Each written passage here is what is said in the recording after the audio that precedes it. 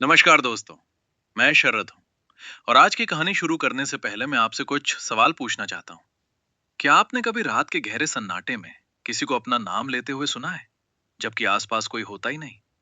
क्या कभी ऐसा हुआ है कि किसी ने आपको 3 बार पुकारा हो और जैसे ही आपने जवाब दिया हो, आपको एहसास हुआ हो कि शायद आपने बहुत बड़ी गलती कर दी? और अगर आधी रात को आपके घर के बाहर से आपकी माँ या किसी अपने की आवाज आए, तो क्या आप तुरंत दरवाजा खोल देंगे या पहले सोचेंगे कि कहीं ये निशी डाक तो नहीं? धीमी और रहस्यमयी आवाज। आज की कहानी बंगाल की एक ऐसी डरावनी मान्यता पर आधारित है, जिसे वहां के लोग आज भी बहुत गंभीरता से लेते हैं। इस रहस्य का नाम है निशी डाक। कहते हैं रात के गहरे अंधेरे में कुछ ऐसी शक्तियां होती हैं जो इंसानों को उनके नाम से पुकारती हैं, और जो भी उस पुकार का जवाब देता है वो हमेशा के लिए गायब हो जाता है। हल्की हवा की आवाज ये कहानी है पश्चिम बंगाल के एक छोटे से गांव की, जहां चारों तरफ धान के खेत थे, पुराने बरगद के पेड़ थे और गांव के पास एक शांत सा तालाब था।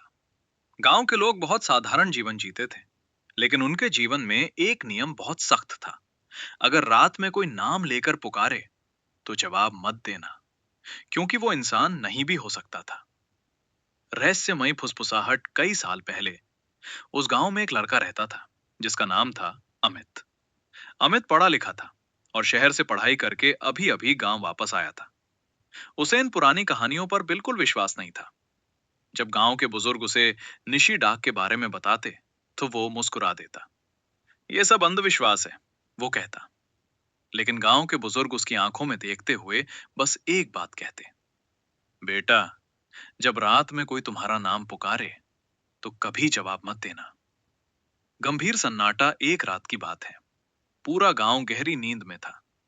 आसमान में बादल छाए हुए थे और हवा में अजीब सी ठंडक थी। अमित अपने कमरे में सो रहा था। तभी उसे एक धीमी सी आवाज सुनाई दी। अमित। वो अचानक जाग गया। कमरे में चारों तरफ सन्नाटा था। उसने सोचा शायद सपना होगा और फिर से सोने की कोशिश करने लगा।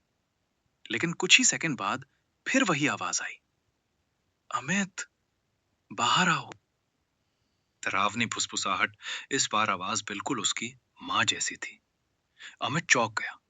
उसने सोचा, इतनी रात को माँ उसे क्यों बुला रही हैं? वो बिस्तर से उठा और धीरे धीरे दरवाजे की तरफ बढ़ा। जैसे ही उसने दरवाजा खोला, बाहर गहरा अंधेरा था, लेकिन आंगन के पार उसे एक धुंधली सी परछाई दिखाई दी। अमित। आवाज फिर आई। इस बार आवाज थोड़ी दूर से आ रही थी, जैसे कोई उसे रास्ते की तरफ बुला रहा हो। अमित थोड़ा असमंजस में था। उसे गांव वालों की बातें याद आई, लेकिन उसने खुद से कहा, ये सब बेकार की बातें हैं, और वो उस आवाज की तरफ चल पड़ा। धीरे धीरे बढ़ता डर। रात का अंधेरा गहरा होता जा रहा था। गांव की गलियां खाली थीं, कुत्ते भी अजीब तरह से चुप थे। अमित चलते चलते गांव के तालाब के पास पहुंच गया और तभी उसने देखा, तालाब के किनारे एक औरत खड़ी थी, सफेद साड़ी में, बाल खुले हुए, और उसका चेहरा अंधेरे में छिपा हुआ था। माँ। अमित ने धीरे से कहा। जैसे ही उसने ये शब्द कहा, वो औरत धीरे धीरे उसकी तरफ मुड़ी। अचानक डर। लेकिन वो उसकी माँ नहीं थी। उसका चेहरा अजीब था। आंखें काली और गहरी, और होंठों पर एक ठंडी मुस्कान थी। अमित का दिल जोर जोर से धड़कने लगा। तभी उसे अचानक अपने दादा की कही एक बात याद आई। अगर कभी निशी डाक तुम्हें बुलाए, तो भगवान का नाम लो और पीछे मुड़कर भाग जाओ। अमित ने तुरंत आंखें बंद की और जोर से भगवान का नाम लेने लगा। ओम नमः शिवाय, ओम नमः शिवाय। तेज हवा चलती है। अचानक हवा बहुत तेज हो गई। तालाब का पानी हिलने लगा। पेड़ों की शाखाएं जोर जोर से हिलने लगी, और वो रहस्यमयी औरत धीरे धीरे धुंध में बदलने लगी। उसकी आवाज अब गुस्से से भरी हुई थी। जवाब क्यों नहीं देते? लेकिन अमित ने आंखें नहीं खोली। वो बस मंत्र बोलता रहा। कुछ देर बाद अचानक सब कुछ शांत हो गया। हवा रुक गई। तालाब फिर से शांत हो गया। अमित ने धीरे धीरे आंखें खोली। वहां अब कोई नहीं था, सिर्फ शांत पानी और ऊपर चमकता हुआ चांद। अमित धीरे धीरे घर वापस आया। अगली सुबह उसने गांव वालों को सारी बात बताई। गांव के बुजुर्ग चुपचाप उसकी बात सुनते रहे।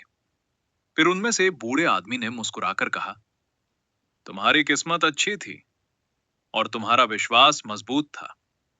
उस दिन के बाद अमित ने कभी भी इन कहानियों का मजाक नहीं उड़ाया, बल्कि उसने गांव के बच्चों को भी एक बात सिखाई।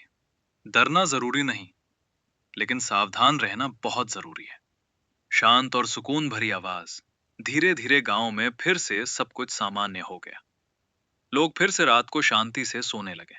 और कहते हैं, उस रात के बाद उस गांव में कभी भी निशी डाक की आवाज नहीं सुनी गई। शायद किसी सच्चे विश्वास और साहस ने उस अंधेरी शक्ति को हमेशा के लिए दूर कर दिया। मुस्कुराती हुई आवाज दोस्तों, हर डरावनी कहानी के पीछे सिर्फ डर ही नहीं होता। कभी कभी वो हमें ये भी सिखाती है कि विश्वास और साहस सबसे बड़ी ताकत होते हैं। मैं हूं शरद। अगर आपको ऐसी रहस्यमयी और डरावनी कहानियां सुनना पसंद है, तो अगली कहानी में फिर मुलाकात होगी। तब तक अपना ख्याल रखिए और याद रखिए, कभी कभी रात की हर आवाज का जवाब देना जरूरी नहीं होता। नमस्कार।